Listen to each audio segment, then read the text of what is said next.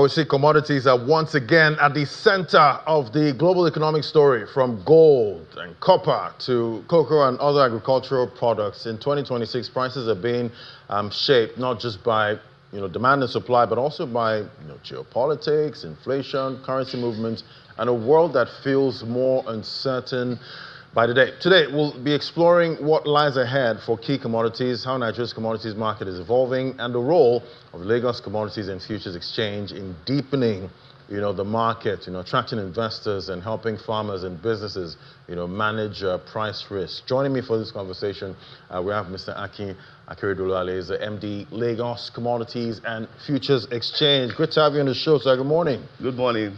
How are you? Thank you for having me. Fantastic. 2025. I guess it's safe to just call 2025 the year of new highs for most commodities, at this point. Seeing the likes of silver, over 100% rise, gold, about 66%, that's for 2025.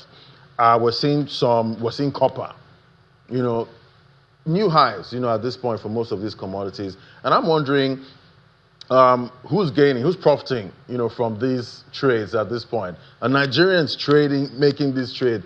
Who bought silver early 2025 and made, profit? And now we have, the LCFE to, help us make some of these trades. Talk to me about what you've seen so far in 2025 with these, price movements and, global demand. Thank you. I think the first thing you look at is the balance and the portfolio, because you've spoken about the metals alone. I'm just talking metals because they really shine, in 2025. The metals are shining because of the geopolitical tension globally, everywhere, all over the world. And gold has gotten to an all-time high. And then the projection is that it's still going to get to about $6,000 per ounce, which is the outlook for what people should be looking at. And basically, I think it's just about the geopolitical tensions. A lot of central banks all over the world are now storing gold as a fiat currency.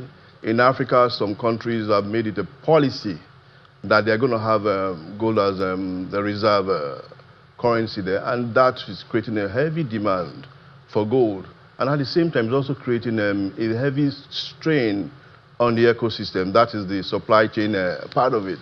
So you see countries moving from one country to the other nowadays, looking for where artisanal miners are functional, where they can support artisanal mining, how they can support refining of gold, and how they can explore and exploit gold in any location. And I'm very, very happy that we are at the forefront also in Nigeria as a whole. First of all, I would like to thank, for what I've seen and read about the Minister for Solid Minerals and Solid Metals. I heard that we're going to be having about 6 refineries coming up in Nigeria now. That's a big, welcome development there. We're also having, from what I heard, a lithium processing plant coming up also in Nasarawa. That is excellent because lithium is highly sought after because of the renewable energy, electric cars and all that, and the transmission from fuel-based cars to electric cars now. We're very, very happy about that. And on our own side, by way of trajectory from the policy side and the federal government side, I would also want to thank the Minister for Trade and Investments also. You know that this comprehensive economic partnership agreement was signed in Dubai. If you go and look at that list, that means that we are going to have a lot of liquidity, a lot of growth and export potentials in the commodity space, particularly gold, for example, for the ones that we want to retain, and for the ones that we're talking about, maybe like offtake also, to take outside the market. And for liquidity and cash aspect of it, PENCOM has now reviewed their guidelines also to create space for the commodities-based instruments that are listed on a registered commodities exchange. So you are looking at liquidity, you are looking at effort towards a particular direction in what we're doing in Nigeria. Now we also have our central bank that will be looking at maybe creating more of vaulting arrangement that can give reassurance for institutions that want to do vaulting for gold, because gold is very, very expensive and you must be able to keep it in very good location. So these are structures that are coming up and create very good optics for the solid mineral space in Nigeria. And now we are also on our own side, we are creating the structured instruments, because you can't just say that you want to buy gold and you want to move it from one location to the other. It's expensive, it's risky, you require insurance, you require certification and all that. So what we've done is be able to create structures around real gold, sports gold. Sports gold means that if you decide that you want to take delivery, you can take delivery. And if you don't want to take delivery, it can be vaulted for you. And that's why we have started with... So when you say delivery of that gold, I can imagine I maybe expect gold prices will rise, and I go in there, I make that trade, I buy gold, and that spot gold. Yeah. I can get that delivered. Yeah, you can take the delivery. Wow. Yeah, you can decide to take the delivery. And the good part is that the ones that are coming in now, that are being traded now, it's creating a lot of space for arbitrage. Because it's a new asset in Nigeria. After a while, the prices will level with the global price level after a while to be the same price mark to market with international prices now. And we're starting with about 100 kilograms of gold from Kian Smith. And we've done about 2 engagements with the stakeholders in the ecosystem. 100 kilograms is very little. I mean, that will cost maybe, in dollar rate, maybe about 21.3 billion or so, thereabout. These are things that one PFA can snap up at a time. So as long as there's offtake, the demand will come in.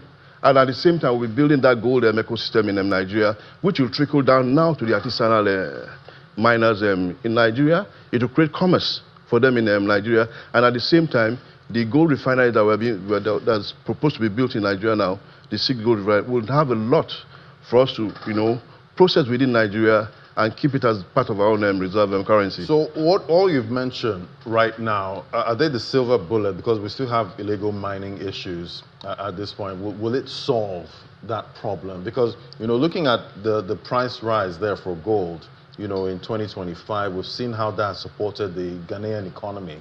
They had a fantastic macro, story in 2025 from the CD, appreciating, being the best currency, in Africa and, most of the world.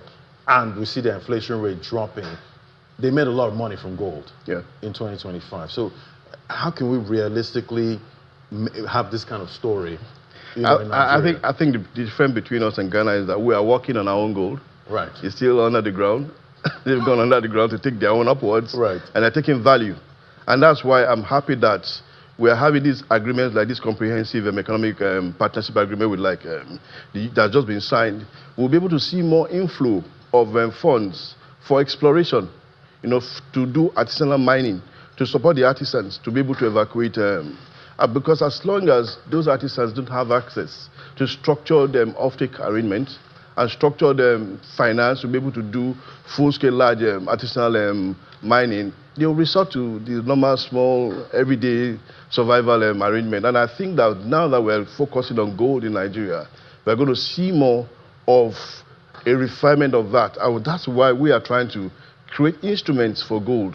Effectively, what that means is that the instruments will be tradable, the underlying will be real assets, the real gold that will be in a vault. Nowadays, when you go to those artisanal miners, you see one of them coming up with 1 nugget, 2 nuggets, 5 nuggets. So there's established approval from the Minister of Solid Mineral for it to be able to have what we call gold acquisition, that's gold buying centers. So these gold buying centers, which are like the equivalent of aggregators, will aggregate them, turn them into gold doors. When they are in the gold dust form, normally you take them outside for refining. But now that we're going to be having refineries in Nigeria, instead of moving them out, you'll be able to do the refining locally now. So effectively, what we're just doing now is that the gold that we're working on now, we're going to start bringing our gold upwards.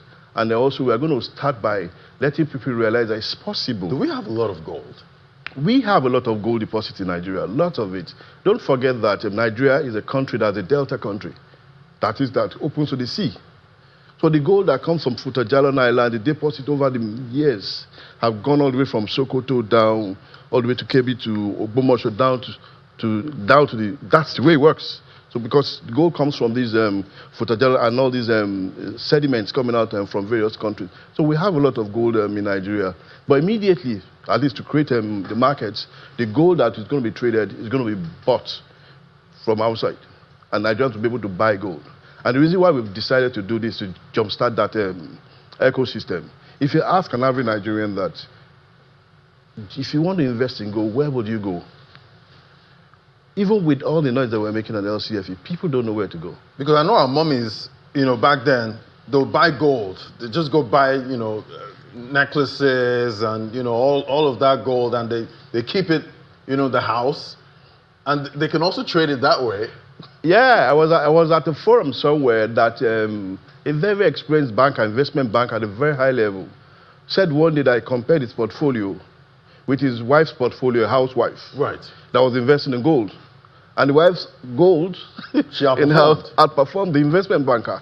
So all along, gold will always outperform, and at the same time, it's a resilient metal that's supposed to be a good store of value, and at the same time, when it comes to the issue of inflation, it will address it. And one of the things that we're going to be doing now is that if we have a very large store of gold as part of our own reserve currency, you know what happened in Ghana? Right. Is what we're going to have as a multiplier effect on our own currency in Nigeria too. So we had brought in the small-sized gold coin earlier, and we discovered that the demand was excessive for the gold coin.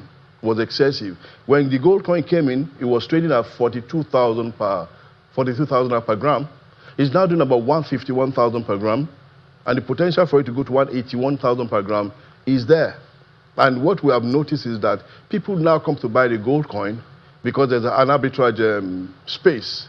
But we realize that when they buy the gold coin, because it's a little bit cheaper, they'll go and melt the gold coin and sell it off in the open market. Right. So they don't bring it back to the market for sale there. That's quite interesting. And, just tracking the prices right now of most of these metals, we're seeing gold that's trading at $4,607 per ounce, 0.61% down. We're seeing a pullback. Silver, that's a fantastic story there, yes. 161%. At this point, from 2025 into this year. So we're seeing a pullback at this point. And definitely we know for asset classes, we have investors that make money on the way up, and we have investors that make money the bears. Coming down, the bears. So looking at the exchange, at your exchange at this point, I want to be able to short gold or these metals at some point, because I don't believe anything will go up forever. Yeah, you're correct. I want to short at some point. Yeah, but you see, the major thing about our markets, the capital market in Nigeria, is that it's regulated by the Securities and Exchange Commission, SEC. And SEC believes that anything that we're going into, you don't dive into the deep end of the pool. Start small, let people and investors understand the markets, let the capital market operators understand the markets, then from there you move further. The focus now is more on the sports market. That is, you buy and you take delivery of the gold. And the gold belongs to you. You track the pricing on the exchange and you see the valuation going up. Subsequently, the gold must have been traded spots for at least 12 months on our exchange before people are allowed to start doing derivatives by creating instruments on the gold and slicing them into pieces and selling to other people. So for now, in the international market, yes, you can short is the ideal thing, but structurally now, and by the way of the rules approved by the Securities and Exchange Commission now, the derivatives market will have to come when the sports market is fully mature for gold. So for now, people who buy the gold, they understand it's simple, plain. They take delivery for the gold. It appreciates, they see it, it sells, they see it. Then subsequently, the investment bankers later will start buying large volumes and start creating instruments on the sports gold that is acquired. All right, still early days in 2026. What are we expecting, from the exchange? This year, what do you see, for commodity prices in 2026? You see, the commodity price is a reflection most of the time of people, human beings, because everything about commodities is about what we consume in every part. One of the major things I see for 2026 is there's going to be an upward optics for the commodities market, because last year there was a little bit of tank in the market, and I'll explain to you why. If you look at the case of Russia-Ukraine then, when the war started, the whole idea was that Ukraine was a large producer of wheat in the market, and there was a supply disruption globally everywhere. And that supply disruption had a multiplier effect on other commodities too, apart from wheat. It started affecting the lean hog, started affecting their milk, the dairy industry, the corn industry. Everything was tanking at the same time. The same thing is about our country, Nigeria. We're not living in isolation. The rice market, the paddy market and rice market in Nigeria is very sensitive, almost like it controls a better part of our economy. It could be weaponized in a way, because people, when rice is going up, you discover that all things go with rice. And when it starts coming down, all things go with rice. So if you notice last year, the price of paddy, I think peaked at about maybe 920,000 per metric ton. And it's crashed all the way now to, I think, about 395, 400,000 per metric ton now. That crash in price has taken out the prices of soya bean, has taken out the price of corn, has taken out the price of so many other things, because there's a concentration of farmers in the rice space. And if they're not doing very well, there's going to be a multiplier effect on the other commodities. Now, it means that we are at the lower throw of pricing for the commodities, and there can be an upsurge, and upswing of the prices for it to start firming up gradually and start going back upwards in the commodity space. So for 2026, the optics is, I think, that there's a space for growth there. For example, we listed 23 billion rice contracts at 55,000 per contract. That contract is trading at 47 now, 1,000 per contract. Effective, that means that 50 kilogram of rice is trading at 47,000 per bag. Most Nigerians don't know that it's possible now, without paying duties, without paying any additional money for anything, to secure this type of contract, which is real, supported by real assets, which is rice, keep it till when the ULATAD is coming in May, and sell. And apart from that, if you compare the price on the floor at 47 to 50,000 today, it's almost more competitive than the price that you're seeing outside. So gradually people will see that, okay, when it bottoms out, it's an opportunity for you to enter. And when you enter, you take advantage of the upside. And you can sell at a later price later. People don't still believe that it's possible for structured instruments to be traded with an underlying that is a commodity asset. And that we've done. We've completed that for rice, paddy. We've done that for gold fully. We are working on lithium now. And then we're going to be moving very soon into petroleum liquids for us to be able to move, the ante for every asset class. Right. Just to pick one in asset class, one in oil and gas, one in the solid mineral space, one in the energy space. Fantastic. I guess Nigerians will have, a choice now when it comes to, asset classes to investing. It's not just the equities market. You can also play, in that commodities market. Definitely looking forward to that. Yes. All right. So thank you so much. It was great having you for this conversation, sir, and helping us paint a picture, of what to expect, in 2026. Mr. Akin Akeredolu-Ale is the MD, Lagos Commodities and Futures Exchange. Thank you so much, sir. Thank you. You're welcome.